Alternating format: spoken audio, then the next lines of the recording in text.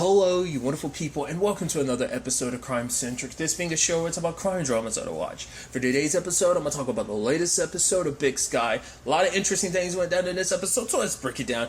Literally picking up where the last episode left off. Cassie and Jenny searching the house for Mitchell, or rather, obviously, Ronald, but he's already gone.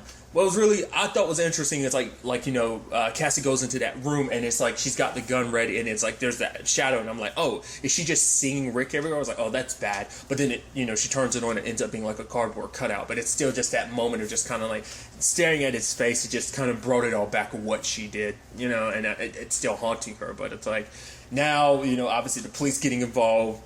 Merilee being questioned because it's like, not now, can you tell us you really knew, it throws everything into question because it's like, not only were you your husband behind a lot of this, his accomplice ended up being in your house and you invited him in, and that's the sad thing because for her it's like, I brought it up last episode, you will never trust another guy in your life ever again. Like, where do you go from here? Like, if you decided to date or whatever, you'd have major trust issues because the two men, like, the guy that you've been married to so long turns out to be a monster. Turns out, hey, the guy that made me feel good, that like, oh, it turns out, because you also don't know why he got close to you. To be fair, you were kind of his insurance policy.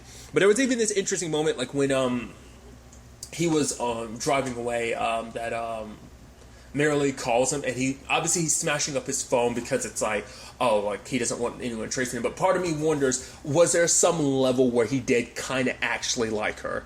I mean, we all know it was a means to an end, but I wonder, was there a little bit more to it? Because like she saw him a way that no one else did, which Merilee kind of felt the same way. But so now it's kind of a situation where it's we're kind of at a dead end right now, just because like, well, they don't know Mitchell's real name, and obviously Merilee didn't know that much about the dude. It's like, oh, did he tell you his last name? She's like, if he did, I don't remember, which I don't think he did. I mean, it's just like some stranger comes into your life and kind of sweeps you off your feet, especially when you're at kind of a low point with your husband. This is before you find out that things could get even lower, because you find out he's actually a murderer and he's helping sex traffic women and girls, so that's a whole thing. So then you also have, Ronald not really having anywhere to go. I mean, he goes back home. I guess it's like, I guess that's kind of like, someone, I guess, in his position where it's like, well, you can't really go out and about because your face is plastered all over the news. So before now would have been an opportunity to get out. I mean, to be fair, he needed to get out. He wanted to get out sooner, but it's like, I got to make sure they never find out my name. But now, like I said, his face is plastered all over the news, so he doesn't really have much of a choice. And obviously, not disposing of his mom's body, apparently just popping it in the freezer.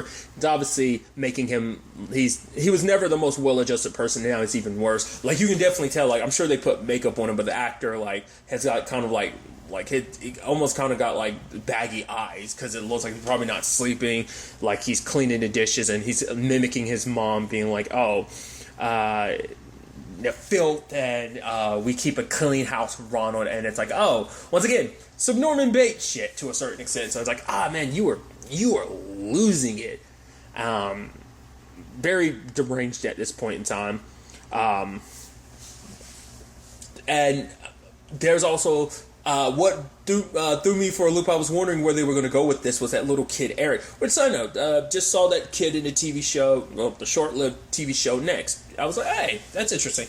But he's like a paper boy, and then it's like he sees Ronald's face. He's like, whoa, kid. I was like, whoa, do you recognize him? I was like, what are you doing? And he shows up at Ronald's. But I guess because he wanted to confirm, because I was like, at first I was like, how do you know Ronald? But then I'm like, right, your paper route. You've probably gone by the house and seen him a couple times, and he goes there to confirm it. And lo and behold, hey, he confirms it. He's taking a picture and everything. He's like, it is him. Sadly, Ronald ends up grabbing him. I was like, why'd you do that, kid? And it's like, oh, because there was a reward out for him, and so the kid was trying to cash in on it. Turns out he had actually called his mom and let her know, but she didn't know. Like, she's like, I was at work. I didn't catch it. I didn't know what it was all about. And then Denise is looking at the newspaper beside her, realizing, like, yeah, she's like, no, probably thinking to herself, it can't be. And then the mom turns and looks and like, she's like, no, you don't think. And that kind of sets everything in motion, because prior to now, like, Cassie and Jenny tried to, because of Rick's situation, a lot of people, Cassie in particular, started thinking he was faking it.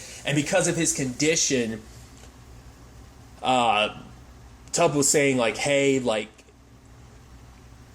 he might not necessarily go down for all the stuff that he did, because it's like, not like with everything, it's not like it doesn't seem like he's faking it, because it's like, but, you know, if, you know, he might not actually serve any jail time. They might actually send him to a mental facility if it turns out that he is not in the right state of mind to be able to kind of defend himself. So, and it sucks for them, because it's like he's responsible for all this stuff, and so he gets to just kind of get away scot-free. It's like, no, we're just gonna have to wait to see how this all plays out. But like Jenny and Cassie need to be the ones all about that. So Cassie sneaks into his room and wants to confront him, because secretly his lawyer had set up like a secret polygraph test, and obviously Tubbs is like, if she wants to have a public one now, an official one, that means that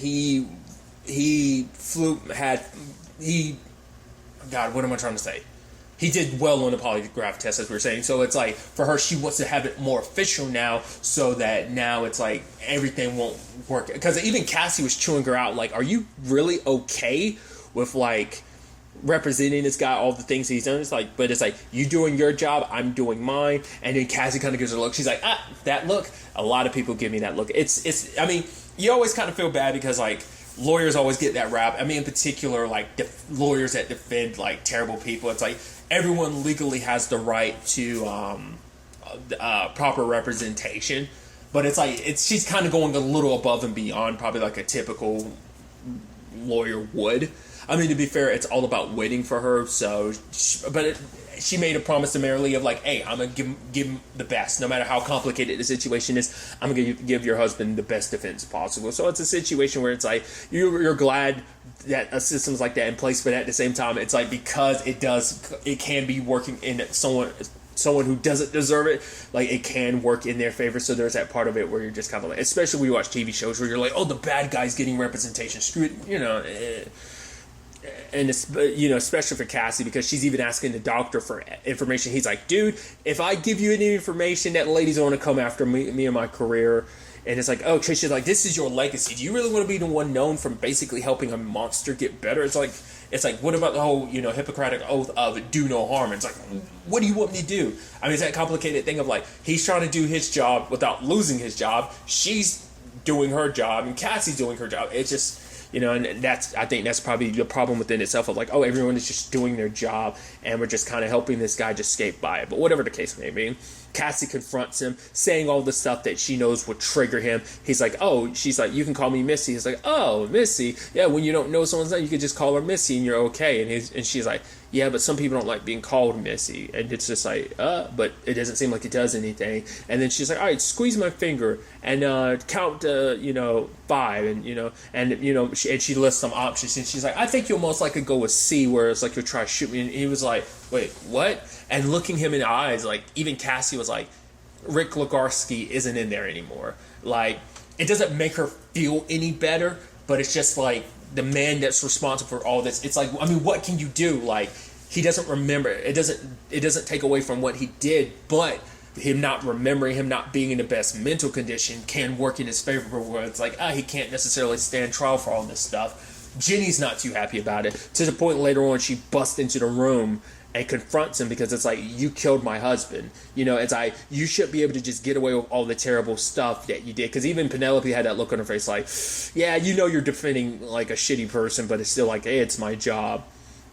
But even Rick being sympathetic, being like, for what I did, he's like, I hope I die soon. Essentially, like, I hope that I end up dying because of it. Like, because it's like, during a polygraph test, it's like, oh, do you know this girl ended up being a picture of Grace? Do you remember shooting her with a bow and arrow? He's like, wait, what? And all these terrible things he's being told about himself, all that he did, he's like, I want to die. Like, I was a terrible, because he's still, in his head, it's like, no, I'm a good man. I'm a Montana State trooper. Like, I'm good. This isn't, I'm not bad. I'm good. I'm good. I'm a good man. I haven't done these terrible things. And that all kind of weighing on him, just being like, I want to die, just, And obviously, it's like, yep, Rick's not in there. But Jenny's like, yeah, he is, But it's just, it is that interesting thing of like, because he doesn't have all those memories, it's like that was still it almost turns into a nature versus nurture thing almost, because it's like, was that always a part of his nature, or was it something was it his environment that made him into that monster he became? Like, was he always this person? Was it always just hiding beneath, the shadows of his heart or something like that? It begs the question. So it's like, even if he can't remember, that monster is still in there somewhere. Maybe it always was. It just, the right circumstances led to it awakening, but it's like, you might not have memories that made you into that monster, but that monster still exists in you in some shape or form, that maybe, even without your memories, maybe they'll come back someday, maybe they won't, but at the very least, like, maybe that something else down the path will trigger that inside of you again, But even Jenny saying this line of, like, if he gets away with it scot-free, she will kill him herself. And it's like, I don't think she was... It seemed like she might have been just kind of, like, saying that, but I'm like, it seems like there might be some validity to that, There's also this situation with, like, obviously, like, news comes out about, obviously Eric's disappearance is all over the news, and Jerry is freaked out because for her, she can't concentrate, she can't sleep, because she's just too worried about all this. And I think Cassie doesn't talk to her about it, but it's like, I think Cassie can kind of understand to a certain extent of kind of being haunted by something. Like, it's different circumstances. Her shooting Rick obviously haunts her to a certain extent, and she just hasn't quite been the same since. But Jerry is like, I need him captured. I need him, like, off the board, because she can't continue living her life like this. Kind of scared around in every corner. She needs this situation dealt with. I mean, all of them kind of do. Because Jenny needs Rick, like, it's not going to bring Cody back, but it's like, I need him, like, the pay. Like, there has to be some form of justice in all of this, You, at one point later in the episode, you have Cassie questioning Merilee, and it's like, I get it. Like, you guys want to have some information. She's like, I can't give you anything. I don't know anything. For her, and she talks about, hey, like, she felt alive again because of Mitchell. It's like, regardless of what his intentions were, because she feels like a fool not seeing her husband for who he really was. But now it's also like, Mitchell actually did some good for her. Like, he kissed me. The fact is, he made me feel alive again, and I hadn't felt like that in a long time. So it's like, she thanked him for that and is grateful. Cassie didn't say anything, but the look on her face made me feel like she understood. I think, because she's been through it, she lost her husband, and I think Cody kind of breathed some life back into her. I think she felt a little something there, which obviously is even more heartbreaking, because not only did she lose her husband, she lost Cody too, and Merilee's husband was the one responsible for it, while she's all here talking about Mitchell being, even though he's the kidnapper and everything, how he made her feel. Like, there's a lot of complicated feelings in that moment. But I think Cassie kind of resonated with the whole wanting, someone making you feel alive again. But it's like, hey, we need to make sure this boy survives this, and shows her the picture of Eric, and she goes to Rick. And she, Merilee tries to get Rick to be like, she's like, remember Big Rick? Like, he would always quote, like, Aristotle and Kant, which I'm like, dude, the moral philosophers are, man, they must be the hip thing lately. Because I talked about it recently, like, on an episode of Charmed, like, Mel had referenced Kierkegaard, and I'm like, dude, I only know these names because of The Good Place. I'm like, moral philosophers are on the up. They're becoming super mainstream now. So I thought that was so interesting.